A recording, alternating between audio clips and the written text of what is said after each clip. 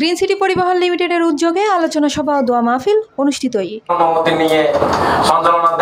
অনুষ্ঠানত চট্টগ্রাম মহানগর বিএনপি মনোনীত চট্টগ্রাম ৮ আসন ও সংসদ সদস্য পদপ্রার্থী এরশাদুল্লাহর উদ্দিন সাম্প্রতিক হামলার তীব্র নিন্দা ও প্রতিবাদ জানানো হয়।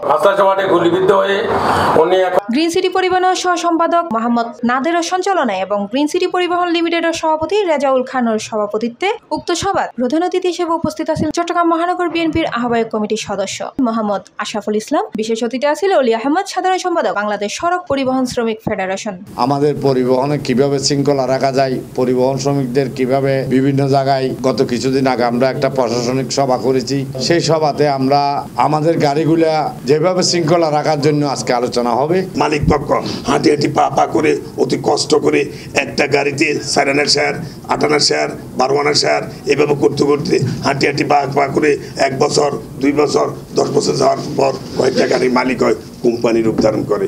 এইখানে এই শ্রমিক পক্ষ, মালিক পক্ষ এবং আমরা সারা সেবা দিয়ে থাকি জনসাধারণের যারা যাত্রী হয়, এই 3টা পক্ষকে আপনার বিভিন্ন পর্যায়ে আমরা দেখেছি প্রশাসন আপনার ক্ষতি করে, প্রশাসন সবসময় বিরক্ত করে। অত্যন্ত প্রশাসন তাদের স্বার্থ রক্ষা করার জন্য বিভিন্ন রকমের আপনার পলিসি, বিভিন্ন রকমের আপনার এজেন্ডা বাস্তবায়ন করতে চায়। প্রধান আলোচক হিসেবে বক্তব্য রাখে গ্রিন সিটি পরিবহন লিমিটেডের সাধারণ সম্পাদক মোহাম্মদ বদিউল আলম মজুমদার। আলোচনাতে আরও বক্তব্য রাখে উমর ফারুক, রাসেল ভূঁইয়া সহ আরও বোধকেও।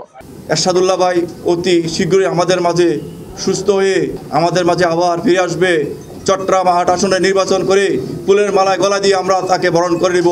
আমরা গ্রিন সিটির পক্ষ থেকে ওনাকে ধন্যবাদ জ্ঞাপন করছি। আমাদের চট্টগ্রাম মহানগর পুলিশ কমিশনার মহোদয় উনি আমাদেরকে বলেছেন যে 10 সেকেন্ডে বেশি গাড়ি দাঁড় করানো যাবে না, এবং আমাদের ড্রাইভার নাকি খুব উশৃঙ্খল আচরণ খারাপ করে, যেমন ওনারা একটা ধারা তৈরি করছে আচরণ লঙ্ঘন বা খারাপ আচরণ। আমরা আমাদের ড্রাইভার ভাইদের এবং মালিক ভাইদের প্রতি অনুরোধ করব, মালিক ভাইরা যাতে ড্রাইভারদেরকে বলে দেয় কোথাও কোনো ট্রাফিক কনস্টেবল, কোনো সার্জেন্ট, কোনো টিআই কারোর সাথে কোনো দুর্ব্যবহার করা যাবে না। ওনারা গাড়ি ধরবে, সুন্দর ওনারা ডকুমেন্ট চেক করার অধিকার তাদের আছে, তাদের দায়িত্ব ডকুমেন্ট চেক করা, রাস্তার শৃঙ্খলা ফিরিয়ে আনা।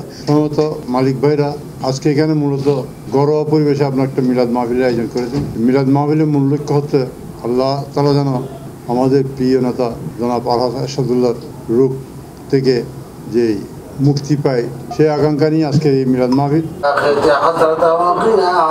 C plus TV, Chittagong.